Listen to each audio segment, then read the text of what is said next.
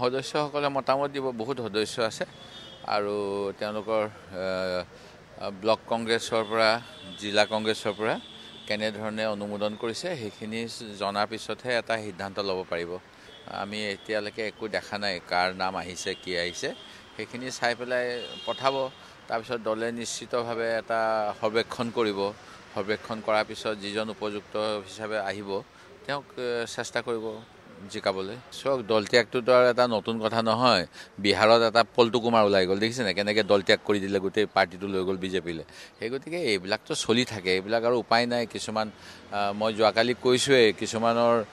নিজৰ যেনেধৰণে আশা কৰে তেওঁ সেই সুযোগ নাপাব পাৰে কিবা কাৰণত দ্বিতীয়তে শাসকীয় দলৰ হেঁচা থাকে তৃতীয়তে তেওঁলোকে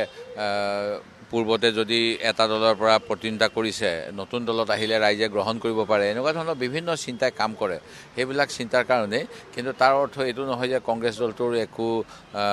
মানে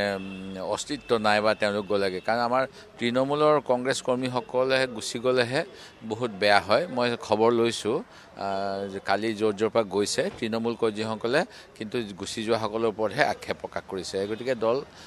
ঠিকে থাকিব বুলি মোৰ বিশ্বাস নিশ্চিতভাৱে আমি ভাল প্ৰচাৰ চলাম বিজেপিৰ বিৰুদ্ধে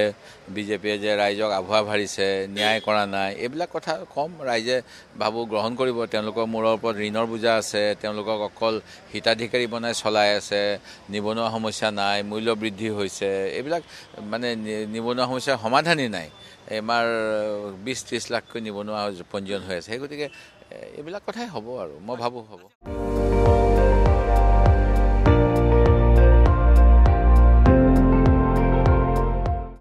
আপুনি চাই আছে ND24 সৰ্বশ্ৰেষ্ঠ নহয় সৰ্বোত্তমৰ দৌৰ